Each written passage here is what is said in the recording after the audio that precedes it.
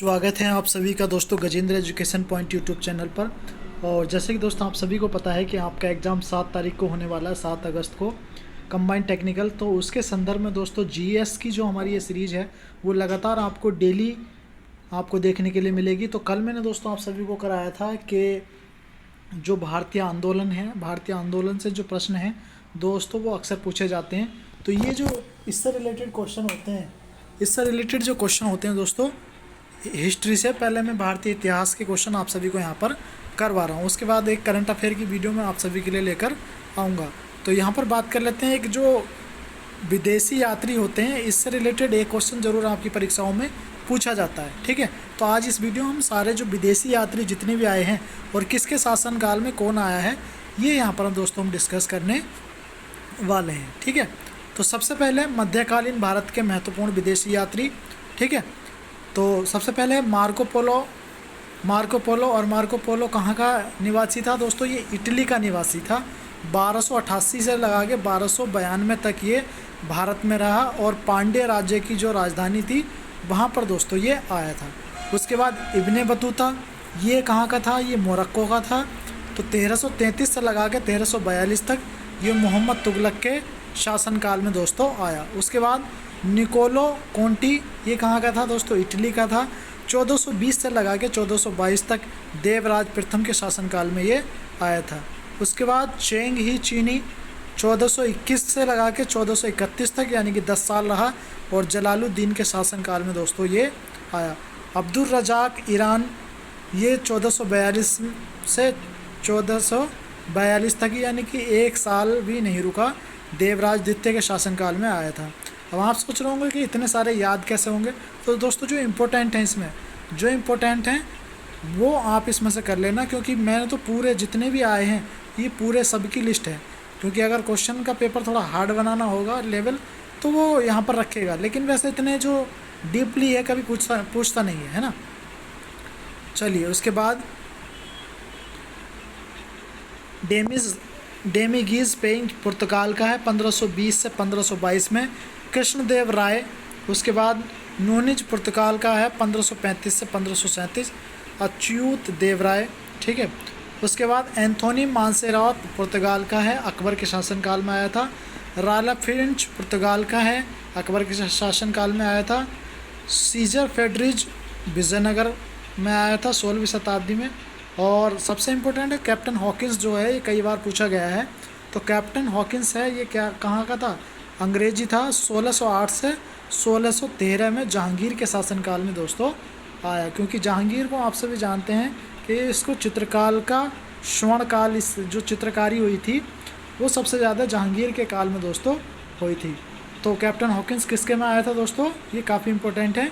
तो जहांगीर के शासनकाल में कैप्टन हॉकिंस आया था। उसके बाद विलियम फिंच अंग्रेज़ था, ये भी जहांगीर के शासनकाल में आया था। जॉन जुरादा पुर्तगाल का था, ये भी जहांगीर के शासनकाल में आया था। निकोलस डाउटन 1608 में 1615 तक जहांगीर के शासनकाल में। निकोलस वाशिंगटन अंग्रेज़, ये भी जहांगीर के शासनकाल में। टॉमस कॉर्रेट अंग्रेज़, जहांगीर के शासनकाल में। सर टॉमस रॉ, ये टॉमस रॉ भी कई बार परीक्षा में पूछा गया है, 1615 से लगा के 1619 तक दोस्तों ये यहाँ पर रहा है। उसके बाद पाल केनिन दोस्तों, ये भी अंग्रेज़ है, ये 1615 से लगा के 1625 तक जहांगीर के शासनकाल में आया। और उसके बाद ये लिस्ट है पूरी। तो आप देख पा रहे होंगे कि सबसे ज़्यादा जो विदेशी यात्री आए हैं किसके? जहांगीर के शासनकाल में आए हैं। सबसे ज़्यादा किसके में आए हैं दोस्तों? जहांगीर के काल में। तो ये पूरी लिस्ट है, आप इसको एक बार देख लीजिएगा जब मैं आपको PDF शेयर यहाँ पर करूँगा। उसके बाद दोस्तों इसमें क्वेश्चन ये आ जाता है, तो अंग्रेज़ी शासन के जो विरुद्ध है, अंग्रेज़ी शासन के विरुद्ध जो हमारे विद्रोह हुए थे, तो सन्यासी विद्रोह कब हुआ था? 1770 से लगा के 1800 ईस्वी तक। फ़कीर कब हुआ था? 1776 से 1777। पाली गिरोह कब हुआ था? 1799 से 1। बेलथम्पी कब हुआ था? 1808 से 9। भील कब हुआ था? 1825 से 1831। रामोसी 1822 से 1829। पागलपंथी ये हुआ था 2825 से 2827। अहोम कब हुआ था? 1828। बहाबी कब हुआ था? 1831। कोल कब हुआ था? 1831 से 32। खासी कब हुआ था दोस्तों? 1833। फैयाजी कब हुआ था? 1838 से 48। नील विद्रोह कब हुआ था दोस्तों? ये कई बार परीक्षा में पूछा गया है। तो 1854 से लगा के 62 तक नील विद्रोह आपका हुआ था। संथाल विद्रोह 1855 से 1856। मुंडा विद्रोह 1899 से 1900। और नील सेकंड कब हुआ था? नील सेकंड दोस्तों हुआ था 1859 से लगाकर 1859 से लगाकर 1859 से लगा के दोस्तों ये हुआ था 60 तक। दक्कन का 1874 से 75। मोपला कब हुआ था? 1920 से 22। और तेलंगाना कब हुआ था दोस्तों? तेलंगाना कब हुआ था? ये हुआ था 1946। उसके बाद भारत के शहीद जो हैं उन्हें किस किस डेट में सज़ा दी गई थी? ये भी क्वेश्चन कई बार परीक्षाओं में अक्सर पूछा जाता है।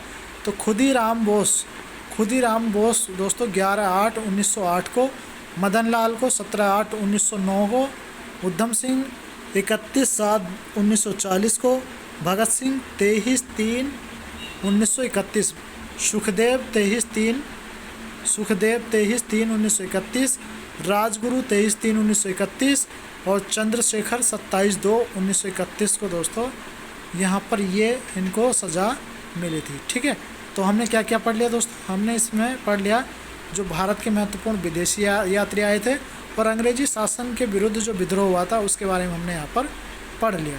ठीक है, आप देखना सारे जो प्रश्न होंगे पेपर में वो यहीं से आपको देखने के लिए मिलेंगे। उसके बाद दोस्तों ये प्रश्न भी कई बार पूछा जाता है कि महत्वपूर्ण जो संस्थाएं हैं कौन सी इसकी संस्थापक कौन है? तो जो एशियन सोसाइटी है इसकी स्थापना किसने करी थी? विलियम्स जोन्स ने करी थी 1764 में। उसके बाद आत्मीय सभा की स्थापना करी थी राजा राम मोहन राय। वेदांत कॉलेज की करी थी राजा राम मोहन राय।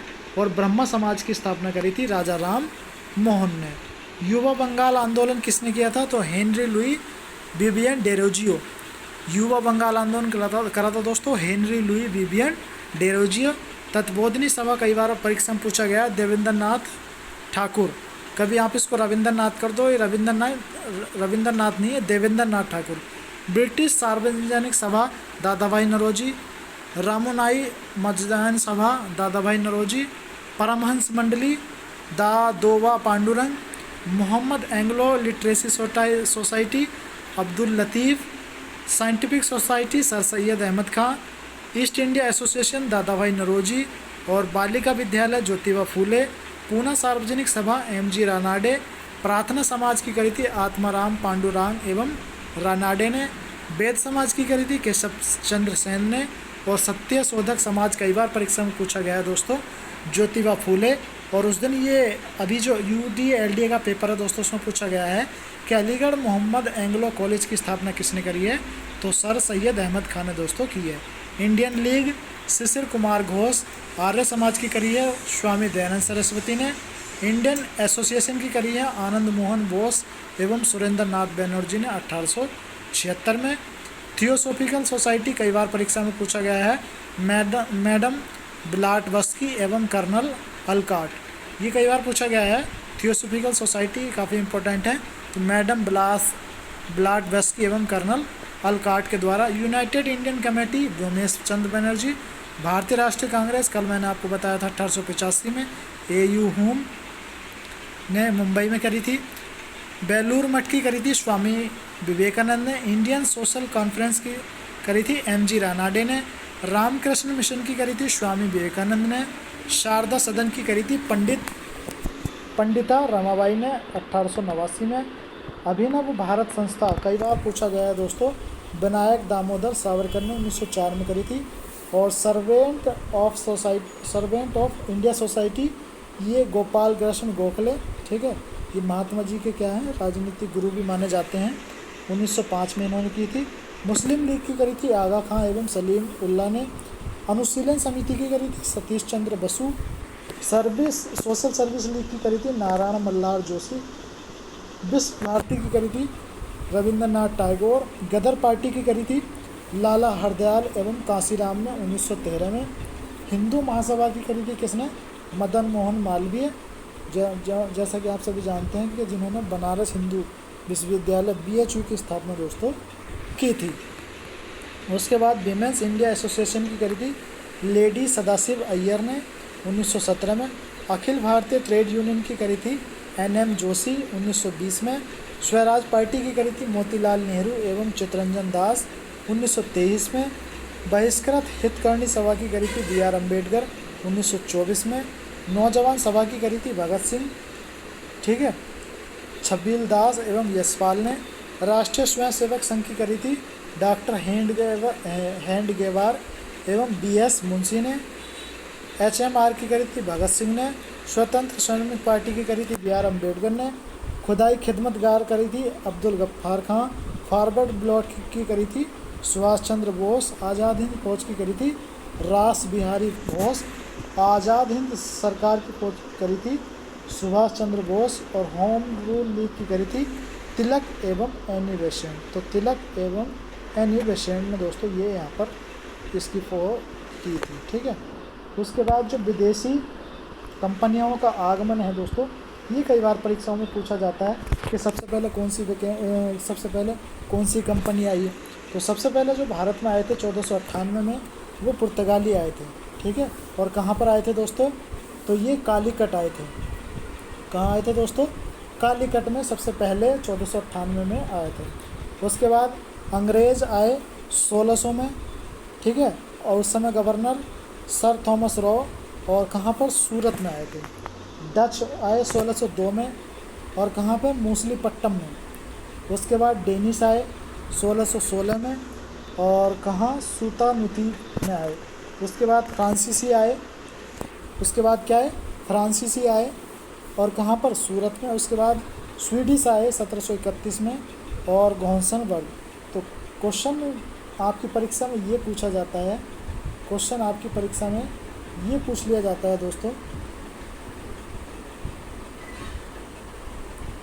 ये वाला, ये जो क्रम आपको देखने के लिए मिल रहा है, इसका क्रम अक्सर परीक्षाओं में पूछा जाता है। तो सबसे पहले पुर्तगाली, उसके बाद डच, ब्रिटिश, डेनिश, फ्रांसीसी और स्वीडिश, ये दोस्तों यहाँ पर आए थे, ठीक है। तो उम्मीद करता हूँ आपको ये याद हो गए होंगे। तो पुर्तगाली हो गए, अंग्रेज़ हो गए, डच हो गए, डेनिश हो गया, फ्रांसीसी हो गए और स्वीडिश हो गए कंपनी। उसके बाद कांग्रेस के महत्वपूर्ण जो अधिवेशन हुए थे, कल मैंने दोस्तों आपको बताया था कि किसके शासनकाल में क्या हुआ था। तो कांग्रेस के महत्वपूर्ण प्रथम जो हुआ था 1885 में मुंबई में, WC बनर्जी के अध्यक्ष थे।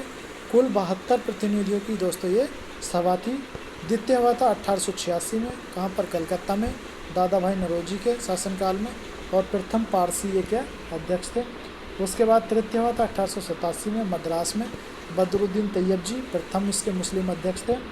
और चौथा हुआ था 1888 में इलाहाबाद में, जॉर्ज यूल प्रथम इसके अंग्रेज अध्यक्ष थे। तो इस प्रकार से आप इसको पढ़ लीजिएगा, है ना। इस प्रकार जो ये स्क्रीन पे मैं आप सभी को बता रहा हूँ, ये एक बार देख लीजिएगा, क्योंकि कई बार यहाँ से प्रश्न जो हैं पूछे गए हैं। अब जैसे 1896 का जो कलकत्ता अधिवेशन है, इसकी अध्यक्षता रहीमतुल्ला सयानी ने की थी। और ये खास क्यों है, क्योंकि पहली बार वंदे मातरम दोस्तों इसमें गाया गया था, ठीक है। तो ये सारे आप एक बार देख लीजिएगा।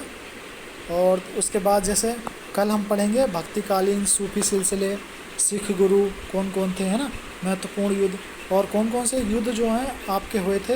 ये सारे युद्ध में दोस्तों आप सभी को यहाँ पर करवाने वाला हूँ। जैसे पानीपत का प्रथम युद्ध कब हुआ था, 21 अप्रैल 1526 को हुआ था। और किस किस के बीच हुआ था, क्योंकि LD UDA के पेपर में दोस्तों पानीपत का द्वितीय युद्ध पूछा गया था। और उसमें पूछा गया था कि इनमें से कौन सा असुमेलित है। असुमेलित का मतलब है उसमें गलत के किस किस के बीच हुआ था। तो पानीपत का प्रथम युद्ध 21 अप्रैल 1526 को बाबर और इब्राहिम लोदी के बीच में हुआ था, और जीता कौन था, बाबर था। उसके बाद 27 में खानवा का युद्ध हुआ। आप सभी जानते हैं कि पानी पिया, खाना खाया, चल बसे, इस तरह की जो ट्रिक है आप सभी पहले से जानते हैं, आपने याद भी कर रखा होगा।